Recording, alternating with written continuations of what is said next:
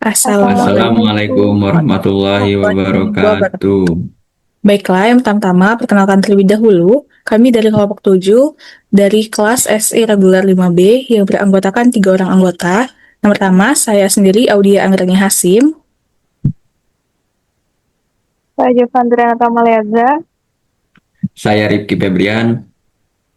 dan pada kesempatan kali ini kami bertiga akan mengcustomize modul HRD, yaitu modul rekrutmen, modul karyawan, modul absensi, dan juga modul cuti pada aplikasi Odoo. Nah, yang dimana modul rekrutmen itu akan dijelaskan oleh Jovandra Natamayaza, modul karyawan akan dijelaskan oleh Rifki Febrian, dan modul absensi dan cuti akan dijelaskan oleh saya sendiri, Audia Anggreni Hasim.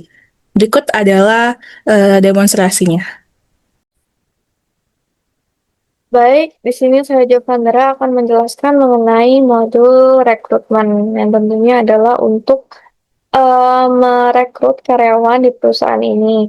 Yang bisa kita lakukan dari dua cara, yaitu dari karyawan dan juga dari perekrutan. Nah, untuk dari karyawan itu bisa kita lakukan di konfigurasi, lalu menekan jabatan kerja. Kita buat baru, di sini contohnya saya buat customer service. Nah, di sini untuk kita buat detailnya, untuk siapa rekruternya, siapa pewawancaranya, lalu untuk formulir wawancara jika ada, di sini untuk email alias ataupun email yang dapat pelamar kirimi email gitu. Lalu ini terpublikasi untuk di website, yang masih merah, lalu kita tekan untuk publikasikan, itu akan menjadi hijau, yang berarti lowongan ini sudah dipublikasikan ke dalam website. Lalu untuk target adalah berapa banyak kita akan menerima karyawan untuk posisi ini, lalu keterampilan yang diharapkan, di sini contohnya Inggris untuk level B2, lalu kita masukkan lagi untuk soft skill-nya, yaitu tentunya komunikasi, karena ini merupakan customer service yang harus berkomunikasi dengan customer. Untuk level advance tentunya. Lalu kita tambahkan lagi di bagian soft skill ini, kerja sama tim yang di level intermediate saja. Simpan bentuk, lalu kita lanjut ke pekerjaannya. Jadi dia akan bekerja di perusahaan mana, dan departemennya. Dia masuk untuk pekerjaan ini akan masuk ke departemen mana. Tipe pekerjaannya di sini terdapat beberapa, yaitu full time, part time, magang, siswa, dan lain-lain. Di sini saya akan buat full time. Lalu untuk ringkasan di sini adalah ringkasan mengenai deskripsi singkat lah mengenai pekerjaan ini, maupun job desk-nya dan lain-lain. Lalu info lamaran di sini dapat kita sesuaikan. Yang pertama itu waktu menjawab dari pelamar itu, melamar akan dijawab dalam beberapa hari, lalu untuk prosesnya ini dapat kita sesuai lagi karena saya kali klasifikasi, dan juga terdapat tahap wawancara. Nah, lalu untuk hari untuk mendapatkan tawaran itu berapa hari dari pelamar itu mengikuti tahap tahap tahap tahap tahapan yang dilakukan itu berapa hari akan mendapatkan tawaran.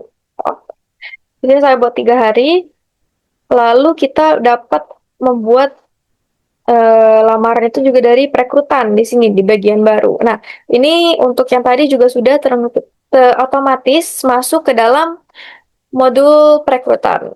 Nah, lalu untuk buat jabatan baru ini kita buat dari modul perekrutan. Contohnya di sini kita buat teller. Email lamaran ini juga sama kayak tadi. Nah, berbeda dengan yang tadi untuk konfigurasi, kalau kita membuatnya dari modul perekrutan, itu kita buat konfigurasinya itu di sini. Kita buat konfigurasi untuk detail kurang lebih sama di sini untuk ringkasan, info lamaran, tracker. Jadi ini pergi ke website untuk melihat lamaran yang tersedia tadi, kita buka semua lamarannya. Nah, untuk teller tadi karena kita tidak publikasikan, maka tertulis tidak terpublikasi. Dan untuk customer service tadi, karena sudah kita publikasikan, maka tersedia di sini. Nah, di sini kita juga bisa masukkan untuk detail-detailnya, lalu skill yang harus dimiliki, lalu kita bisa mengklik pelamar di sini. Nah, ini untuk formulir lamaran pekerjaannya jika kita tertarik dan merasa cocok dengan pekerjaannya. Di sini sudah ada juga detail-detail yang sudah saya isikan tadi mengenai tipe pekerjaan, departemen, lokasi, lalu untuk prosesnya itu sendiri. Kita langsung isi saja di sini. Ya, Herman.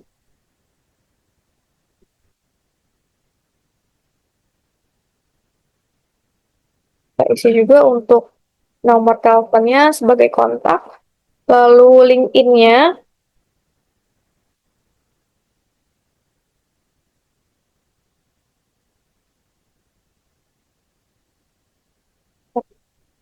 Kita masukkan juga resume-nya atau CV dari pelamar ini dalam bentuk PDF. Nah, ini untuk pengantarnya mungkin saya masukkan saya tertarik yang ini secara singkat saja. Lalu klik daftar dan nah, jika sudah muncul ini berarti data dari pelamar ini sudah masuk ke modul perekrutan kita. Nah, di sini sudah terdapat satu aplikan baru, yaitu Herman. Bisa kita lihat untuk profilnya, lalu resume-nya tadi. Nah, jika perekrut tertarik untuk menjadikannya karyawan, itu bisa lanjut ke tahap selanjutnya, yaitu kualifikasi. Nah, di tahap kualifikasi ini bisa kita lihat untuk resume-nya, apakah menarik untuk perekrut, dan juga kita bisa buka untuk profil LinkedIn-nya. Di sini untuk pergi ke URL. Nah, setelah menurut dari perekrut itu juga menarik, kita bisa lanjut ke tahap wawancara. Nah, di tahap wawancara ini kita bisa jadwalkan secara online. Itu kita bisa buat aktivitas di sini, jadwalkan aktivitas, kita buat rapat dan membuat jadwal. Misalkan di sini kita buat wawancaranya itu di tanggal 1 Desember di pukul mungkin 2 Desember ya, kosong. Di pukul 10. Nah, di sini bisa terdapat detailnya untuk lebih banyak opsinya. Di sini untuk durasinya, bisa juga sepanjang hari, untuk lokasinya itu online meeting. Nah, untuk link video ini kita ambil dari Odo saja, terhubung ke Herman, untuk statusnya ini tersedia. Oke. Lalu untuk pesertanya itu tentunya Herman tadi. Dan juga untuk rekruternya, ini bisa kita kirim email. Nah, di sini sudah terdapat template-nya, kita bisa kirim ke Herman dan Jovan sebagai rekruter. Kita kirim untuk emailnya. Lalu, nah saat wawancara berlangsung, itu kita bisa menilai pelamar ini, kita bisa masukkan catatan-catatan, lalu perincian mengenai pelamar ini bergelar apa, lalu ketersediaannya itu untuk kapan dia bersedia bekerja di perusahaan ini, misalkan kita masukkan tanggal 7, untuk departemennya, untuk perusahaannya juga, lalu untuk gaji yang diharapkan berapa, misalkan 4 juta, lalu gaji yang akan kita ajukan itu berapa. Di sini sumbernya juga terdapat sumber. Lalu untuk kemampuannya, apakah ini sesuai uh, dengan yang kita butuhkan? Nah, misalkan saya masukkan di sini Inggris, tapi levelnya A2. Lalu itu akan 20% nih kesesuaian dengan uh, kecocokan keterampilan yang kita butuhkan tadi, yang sudah kita masukkan saat kita melakukan konfigurasi untuk membuat lamaran. Lalu di sini tambahkan juga komunikasi. Untuk levelnya itu advance.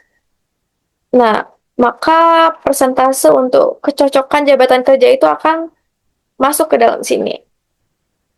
Lalu jika cocok nih untuk pelamar ini kita bisa masuk ke proposal kontrak. Di proposal kontrak berarti ini udah mengirim proposal ke ke si pelamar. Bisa ini untuk dokumen dari Herman ini semua detail dari dokumennya. Nah, untuk kita masukkan yang harus ditandatangani oleh si Herman ini karena dia sudah masuk ke bagian proposal kontrak nih. Kita unggah untuk PDF yang untuk proposal kontraknya. Lalu karena di sini terdapat dua pihak, yaitu pihak eh, pelamar dan juga yang membuat lamaran itu, jadi kita buat dua tanda tangan. Di sini pihak pertama itu lalu kita bisa kirim melalui email. Di sini Herman adalah pendatangan kedua. Jadi kita buat di sini Herman pendatangan kedua, di sini Bang RJA sebagai pendatangan pertama. Lalu kita kirim untuk emailnya. Di sini juga kita bisa masukkan subjek dan judul di sini untuk Herman. Lalu kita bisa kirim ke email masing-masing pendatangan. Nah, di sini terdapat permintaan tanda tangan. Kita masuk ke kontrak kerjanya. Di sini sudah terdapat tanda tangan 1 dan tanda tangan 2. Kita dapat tanda tangan sekarang. Tanda tangan pertama yaitu Bang RJA dan tanda tangan kedua yaitu Herman sebagai pelamar. Lalu kita dapat tanda tangani sekarang. Nah, tanda tangan pertama Bang RJA, tanda tangani semua. Lalu selanjutnya adalah Herman.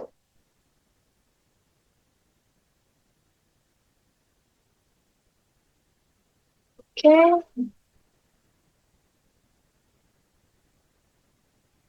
Nah, ini bisa kita unduh dan sudah uh, masuk ke email dari pelamar tadi. Lalu kita lanjut ke proposal kontrak ditandatangani dan uh, Herman ini sudah resmi diterima. Juga di sini akan terdapat kontak kerja di bagian file di bagian pelamar Herman ini. Lalu kita dapat membuat karyawan karena dia sudah diterima. Nah,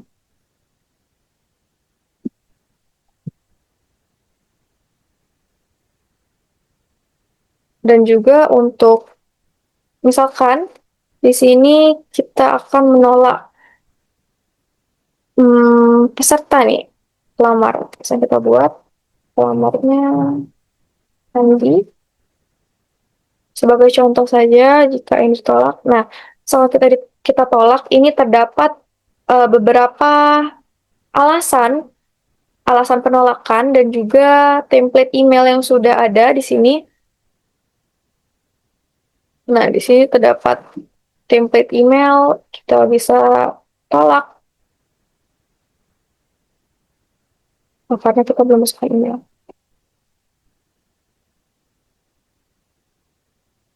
Tolak. Alasannya, misalkan lowongan sudah diisi nih. Kita kirim email, di sini terdapat template yang sudah itu, lalu kita bisa tekan tolak. Nah, di sini email tolakan itu bisa masuk ke dalam email langsung terkirim ke emailnya Andi tadi. Lalu di sini mungkin skill saja saya di bagian modul sign atau tanda tangan di sini dapat melakukan tanda tangan ataupun uh, beberapa hal lain dapat kita lakukan. Misalkan di sini saya contohkan. Nah, di sini terdapat tanda tangan, nama, telepon, kontak, kotak centang, seleksi itu bisa dilakukan di sini agar lebih mempermudah uh, pekerjaan juga. Langsung kita tanda tangani sekarang.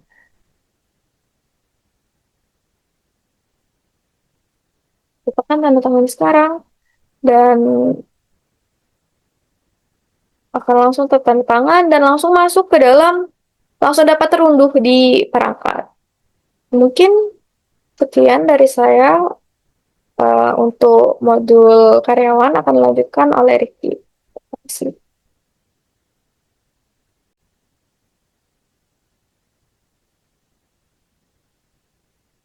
Baik, ketika kita masuk ke UDU, maka akan muncul tampilan awalnya seperti ini.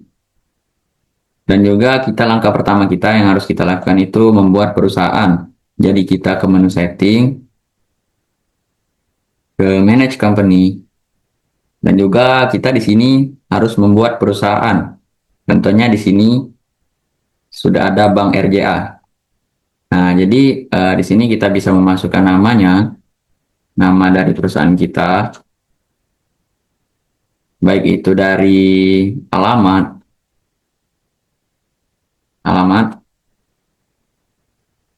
dan yang kedua,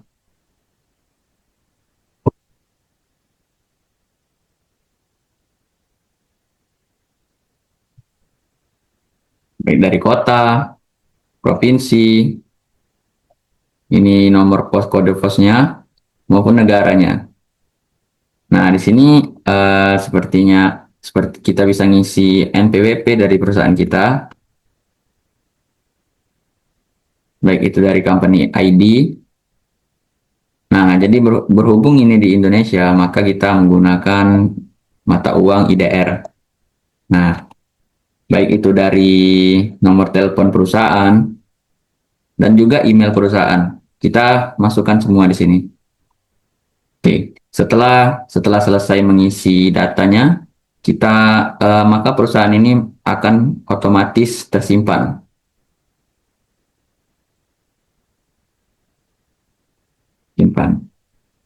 Bisa kita lihat di setting, maka akan langsung tersimpan.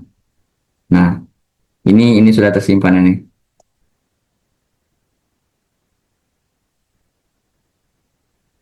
Nah, sudah ada Bank RJA-nya. Oke, kita lanjut. Oke, selanjutnya itu kita masuk ke modul karyawan. Yang dimana modul karyawan ini terintegrasi dengan modul rekrutmen sebelumnya. Jadi ketika karyawan sudah diterima melalui perekrutan dari modul rekrutmen sebelumnya, maka itu akan otomatis tersimpan di modul karyawan ini. Jadi otomatis akan masuk ke karyawan perusahaan dari Bank RJA ini. Nah, seperti di sini sudah banyak karyawan-karyawan ya yang sudah kami masukkan. Nah, bisa kita buat contoh untuk menambahkan karyawannya.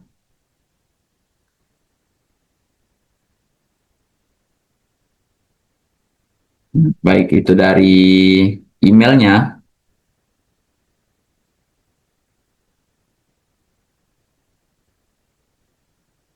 nomor telepon, dan juga work mobile-nya.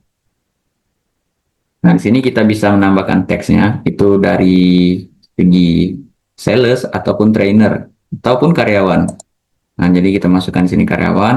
Nah, di sini kita juga bisa memilih departemennya. Misalnya kita pilih Finance and Accounting. Atau ini deh, Human Research. Nah, ketika kita memilih Departemen Human Research, maka itu otomatis akan memunculkan manajernya, manajer dari departemen ini sendiri. Dan kita masukkan di sini.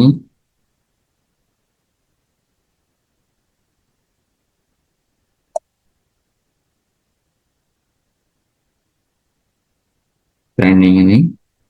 Oke, jadi di sini sudah kita masukkan. Maka di sini otomatis akan tersimpan dari karyawan bernama Hamid ini di karyawan. Jadi kita masukkan tadi di Human Research. Nah, di sini bisa dilihat Hamid ini sudah ada di sini. Nah, setelah Hamid ini sudah masuk ke dalam karyawan, maka kita bisa memberikan dia dari tugasnya dengan cara seperti ini. Nah, di sini ada schedule an activity. Maka kita tambahkan saja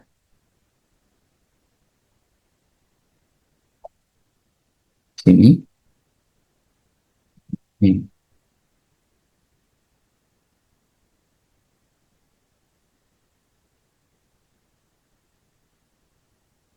Karyawan, misalnya. Sini kita bisa memasukkan dari tanggalnya, tanggal berapa ini deadline-nya, dan juga sign to siapa. Jadi di sini kemudian maka kita tinggal buat schedule. Nah, maka di sini akan langsung otomatis tersimpan dari schedule dari tugas yang diberikan ke Hamid ini sendiri. Nah, di sini sudah muncul 30 hari. Dan juga di sini kita bisa membuat departemen, yang mana departemen ini terhubung langsung ke perekrutan, ke modul perekrutan. Jadi sudah terintegrasi untuk kedua modul ini, dari modul karyawan dan juga modul perekrutan. Oke. Misalnya di sini kita lihat di sini ada departemen operation. Nah, kita bisa di sini nambahkan dari manajernya ataupun parent departemennya. Parent departemennya apa? Misalnya kita ingin menambahkan parent departemennya. Tapi kalau tidak ingin menambahkan, maka tidak perlu diisi.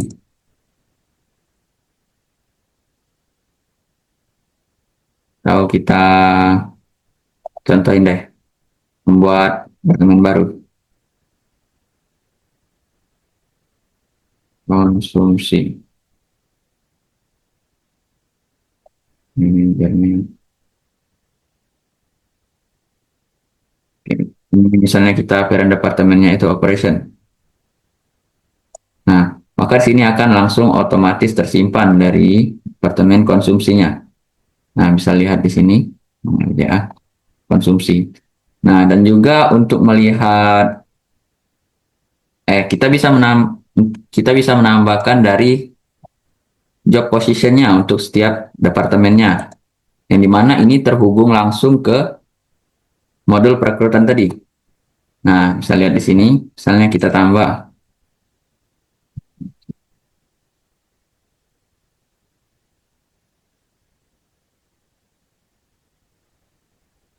PJ.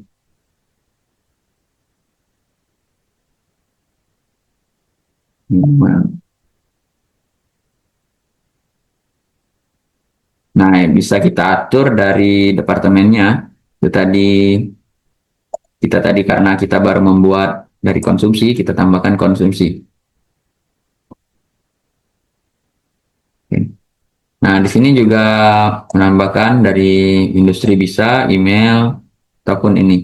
Nah, di sini target untuk kita menerima berapa dari modul perekrutannya. Bisa satu, bisa dua karyawan yang kita terima. Dan juga di sini ada rekruternya, siapa yang menerimanya. Dan juga interviewnya, siapa.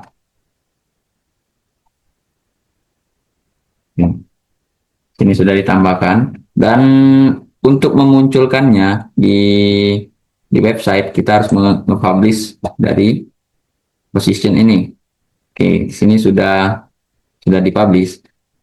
Maka akan otomatis muncul di websitenya. Dan juga kita bisa melihat dari diagram organisasinya. Seperti ini tampilannya. Itu dari CEO-nya, Rick Febrian misalnya, dan juga keempat manajernya seperti ini. Dan juga seperti ini bisa dilihat kan, Jopandra, IT Manager. Dan juga di bawahnya itu masih ada, nah misalnya Audia ini, siapa saja sih stafnya, bisa dilihat di sini. Kurang lebih seperti itu. Dan juga kita bisa menambahkan kita bisa melihat dari skill karyawan dari karyawan kita. Seperti ini. Nah, bisa dilihat kan, ini level progresnya, ini mana 81% seperti ini. Ini untuk skill dari karyawan itu. Dan juga di sini bisa untuk sertifikatnya. Nah, seperti ini. Jadi, kita bisa menambahkan sertifikat untuk diberikan ke siapa. Misalnya di sini contohnya AWS Cloud yang diberikan kepada Ricky Febrian. Nah, di sini kita tinggal masukkan sertifikat dan itu kita bisa mengatur durasinya juga. Misalnya Agustus ini sampai ini sampai bulan 11 2026 itu untuk masa berlaku sertifikatnya.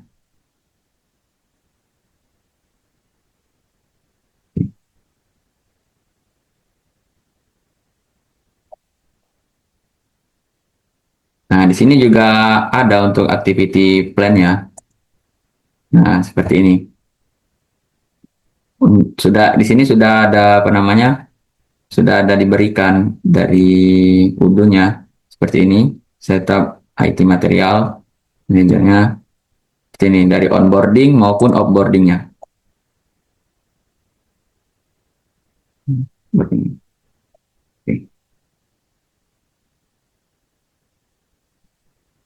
Nah, jadi yang terakhir itu modul karyawan ini terintegrasi sama modul absensi. Jadi di mana sih mereka terintegrasinya? Nah, misalnya set Hamid, Hamid tadi. Nah, setelah menjadi karyawan, maka kita bisa membuat absensi untuk si Hamid ini. Seperti ini.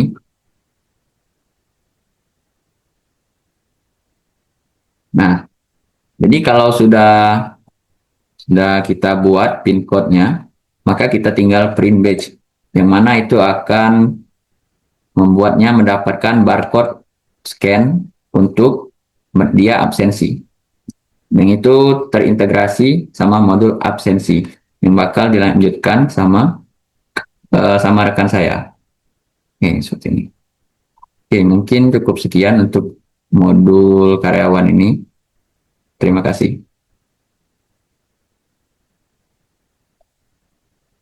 Baiklah, di sini saya Audia Anggreni Hasim dengan NIM ujungnya 105 akan mengcustomize modul absensi dan juga cuti. Nah, kita mulai dari modul absensi terlebih dahulu. Nah, di sini adalah tampilan utama dari modul absensi ini. Ini dashboard utamanya.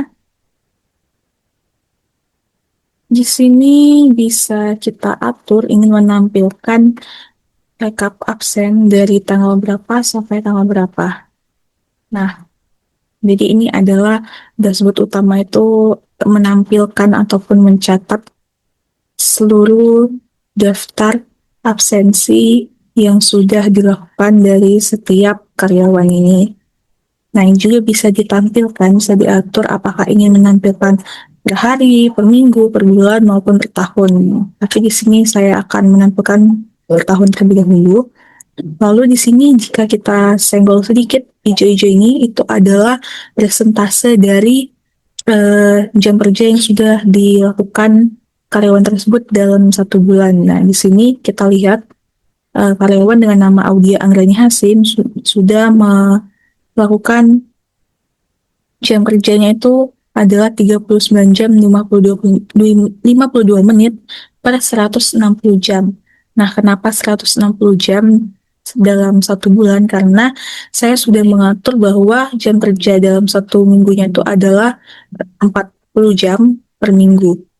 Jadi jika dikalikan, jumlahkan dalam 1 bulan itu artinya adalah 160 jam per bulan. Dan ini juga bisa diatur di mana untuk mengaturnya. Jadi untuk mengaturnya itu ada di aplikasi buka pengaturan, lalu pilih yang bagian karyawan. Nah, di sini kita bisa mengatur nih untuk jam kerja perusahaan tersebut. Di sini kebetulan saya sudah membuat template dari jam kerja untuk perusahaan ini. Bisa kita buka di sini. Ini untuk detailnya. Jadi di sini sudah saya atur, ini bisa diganti durasi jamnya per hari. Untuk setiap harinya adalah 8 jam. Dan ini juga harusnya bisa diatur juga dari jam berapa sampai jam berapa gitu. Nah, ini tadi saya atur dari jam 8 pagi sampai jam 17.00 sore. Dan karena dalam suatu harinya itu 8 jam, ada 5 hari dia bekerja, maka dalam satu minggu tuh didapatkan harus jam kerjanya itu adalah 40 jam per minggu. Dan ini akan terintegrasi dengan yang ada di modul absensi tadi, bahwa jam yang harus ia penuhi dalam satu bulan itu adalah 160 jam. Nah, ini tadi di sini. Lalu, bagaimana untuk melakukan aktivitas absensi ini? Jadi, aktivitas absensi itu bisa dilakukan dengan dua cara. Ini pada mode kios, kita buka mode kios tadi. Mode kios itu adalah tempat di mana aktivitas absensi itu dilakukan. Nah, di sini ada dua pilihan, dua cara. Yang pertama itu adalah dengan scanner, dan yang kedua adalah secara manual dengan memasukkan PIN. Nah, untuk caranya itu akan kita coba.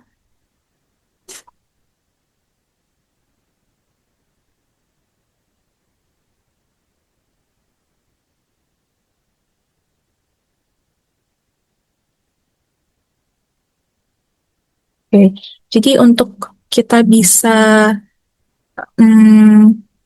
mendapatkan barcode untuk di-scan pada aktivitas absensi tersebut, kita buka dulu modul karyawan ini. Kita coba pilih salah satunya, misal si Aditya ini. Nah, kita buka menu pengaturan. Di sini, nah kita harus memasukkan dulu. Oke, kita coba, karena itu sudah di uji coba, udah dimasukkan, kita coba ini.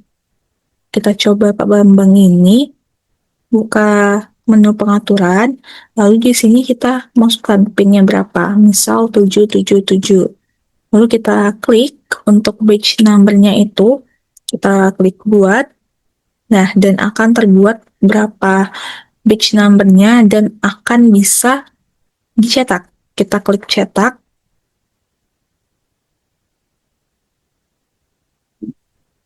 Nah, maka dia akan otomatis terunduh dan ada pada Riwai browser ini. Kita buka barcode-nya. Nah, ini adalah bentuk dari barcode yang sudah kita dapatkan. Jadi ini adalah badge atau bisa dibilang kayak kartu informasi atau kartu identitas dari setiap karyawan tersebut. Nah, ketika kita sudah mendapatkan kartu identitas tadi yang berisikan barcode, kita masuk lagi ke modul absensi. Kita klik mode kios tadi untuk melakukan aktivitas absensi. Jika akan dilakukan dengan cara scanner, maka kita klik yang scanner ini. Nah, ini tidak bisa mengakses kamera karena saya sedang menggunakan aplikasi Zoom juga. Di sini akan muncul scannernya, lalu kita scan aja barcode yang udah kita dapetin tadi. Nah, untuk aktivitas scan yang pertama itu akan dicatat sebagai aktivitas absensi check-in, dan scanner yang kedua akan dicatat sebagai aktivitas absensi untuk check-out. Lalu ini yang dilakukan secara manual dengan memasukkan PIN. Kita coba klik salah satu karyawan, misalnya Adrian Malik. Nah, di sini kita masukkan saja PIN-nya berapa yang sudah kita atur di modul karyawan tadi. Nah, sama saja konsepnya dengan yang scanner tadi. Di sini untuk masukkan PIN pertama itu adalah aktivitas absensi check-in, dan Memasukkan PIN yang kedua itu adalah untuk aktivitas absensi check out. Kita akan kembali lagi.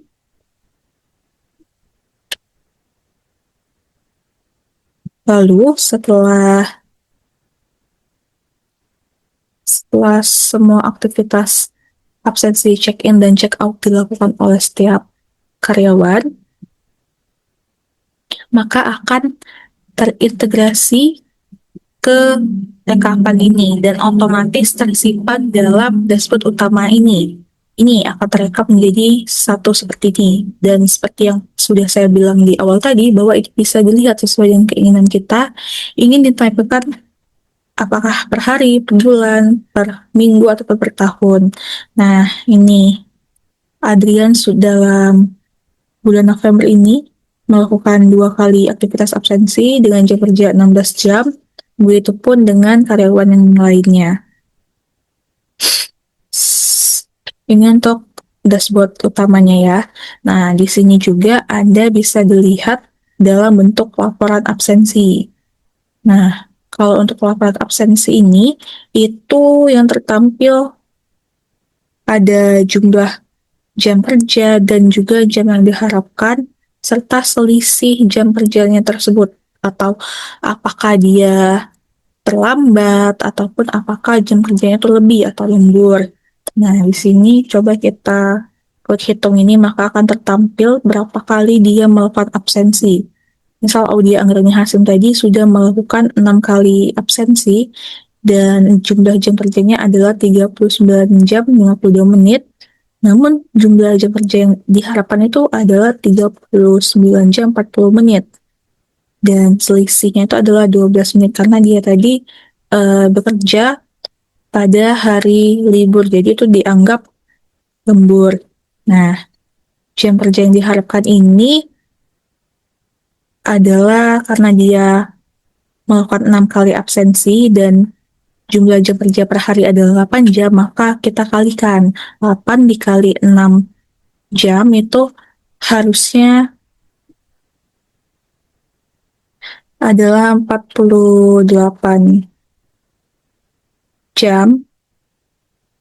Namun karena di satu harinya dia lembur hanya 12 menit, maka itu kurang banyak. Jadi masih tercatat 39 jam 40 menit. Namun kita coba lihat yang memang benar-benar sesuai dengan jam kerja yang sudah ditetapkan. Seperti Adrian, dia sudah melakukan 2 kali absensi karena satu hari itu jam kerjanya adalah 8 jam, maka 8 kali 2 kali absensi adalah 16 jam kerja, dan ini memang sudah sesuai dengan jam kerja yang sudah ditetapkan. Lalu di sini juga ada menu konfigurasi. Nah, ini bisa kita atur. Di sini banyak pengaturan. Di yang pertama ini ada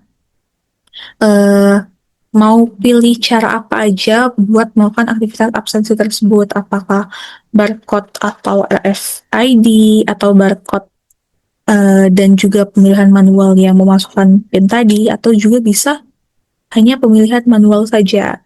Lalu ini adalah bisa check out otomatis. Jadi jika misal udah ditetapin jam kerja selesainya itu adalah jam 5 sore, maka kalau ini kita pilih atau kita conteng, dia akan otomatis tercheck out sendiri dan tercatat langsung ke sistemnya. Nah, ini ada absensi, banyak pengaturan, dan ini pengaturan untuk scannernya, apakah menggunakan kamera depan atau kamera belakang. Karena kita menggunakan device-nya adalah laptop, jadi kita pilih kamera depan saja. Ini kita conteng, artinya kita bisa melakukan menggunakan kode PIN ini untuk melakukan aktivitas check-in dan juga check-out. Di sini adalah tampilan waktu dari berapa lama pop-up rekapan informasi itu muncul setelah melakukan aktivitas check-in ataupun check-out. Kita pilih 25 detik saja. Nah, di sini adalah waktu toleransi yang menguntungkan perusahaan dan ada waktu toleransi yang menguntungkan karyawan. Jadi kalau yang menguntungkan perusahaan ini adalah periode waktu kayak untuk dia jam lembur, jadi bisa dibilang toleransinya. Jadi itu tidak, kalau dia jam kerjanya misal melebihi jam 17.00 dan dia baru melakukan check out di 17.10 itu, maka ditoleransi, tidak dianggap jam lembur. Tapi kalau dia melakukan check out di jam 17.50, maka itu akan dianggap jam lembur, akan dihitung bahwa itu adalah jam lembur atau jam ekstra. Nah, kalau ini toleransi yang menguntungkan karyawan ini adalah jam keterlambatan check-in karyawan tersebut. Kita pilih 10 menit saja, kita samakan dengan yang di atas tadi, lalu di sini validasi jamnya. Jadi kalau misal karyawan melakukan aktivitas absensi, itu bisa dipilih apakah akan secara otomatis disetujui dan otomatis tersimpan, tercatat di dashboard utama tadi, atau kita mau disetujui dulu oleh manajer. Jadi kalau emang sudah disetujui, baru bisa aktivitasnya itu tercatat. Tapi di sini saya pilih secara otomatis saja. Nih, pengaturan kita bisa simpan. Lalu kalau di dashboard utama tadi, di sini sebenarnya bisa juga menambahkan absensi karyawan tersebut secara manual. Misal kita pilih karyawannya Audia ini tadi, absen masuknya kita pilih tanggal berapa dan jam berapa dia masuk. Lalu untuk absen keluarnya juga begitu, di tanggal berapa dan jam berapa. Nanti akan otomatis terhitung di sini. Jumlah waktu dia bekerja tuh berapa jam, dan jam ekstranya itu juga berapa jam. Dan bisa disimpan dan ditutup di sini. Nah, eh, di sini juga kita bisa melakukan pencarian, kita filter apakah ingin sesuai dengan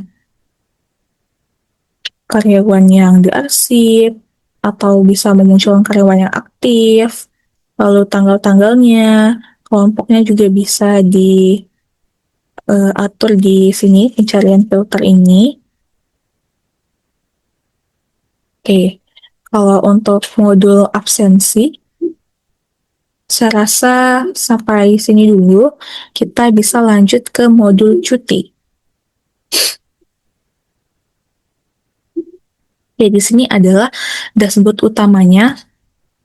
Nah, di sini juga sudah tertera kalau DP cuti itu warnanya hijau dan cuti sakit itu warnanya kuning. Ini bisa diatur semua.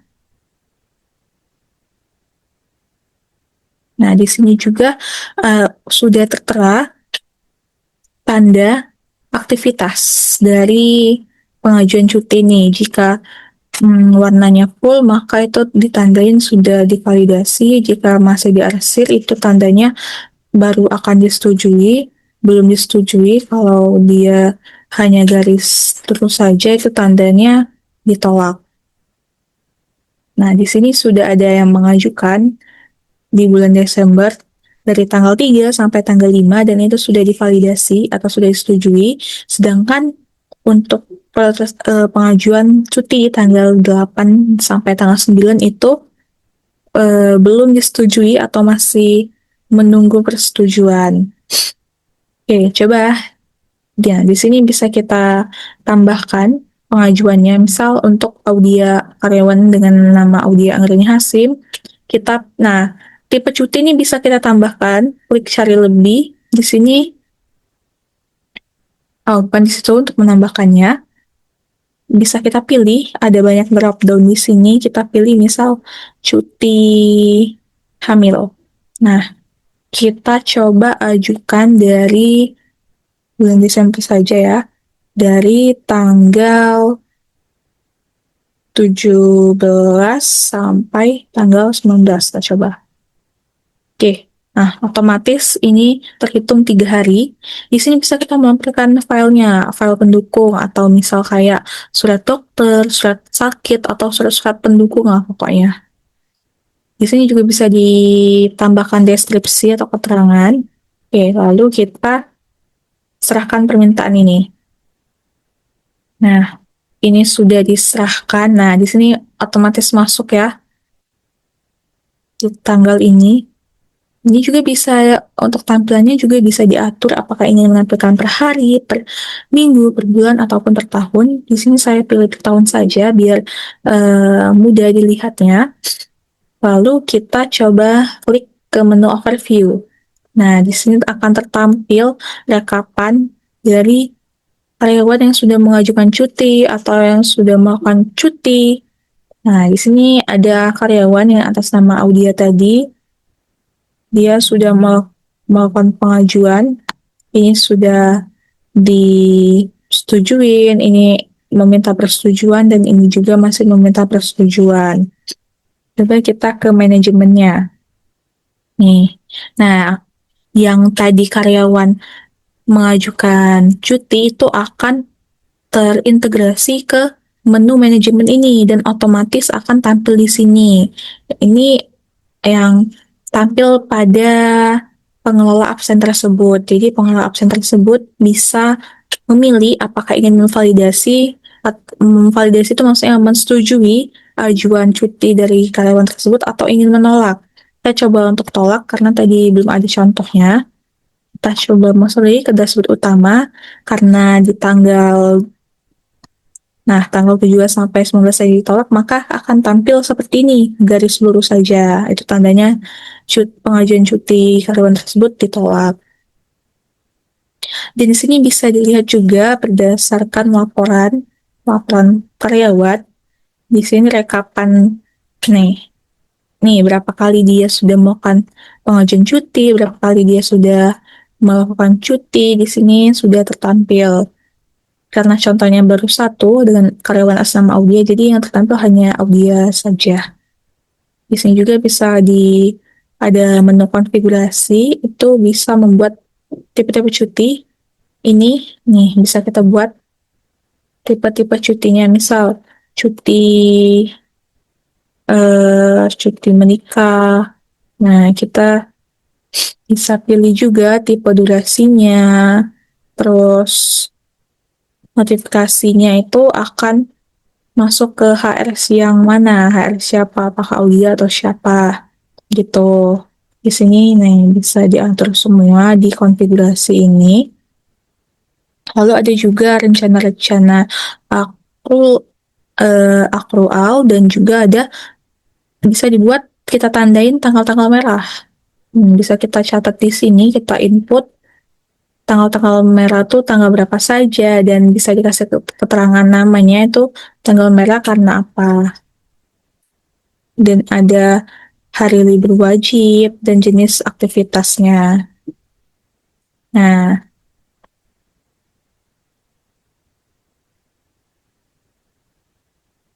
jadi seperti itu untuk modul cuti ini dia akan terintegrasi dengan menu absensi, maka akan terhitung karena ini belum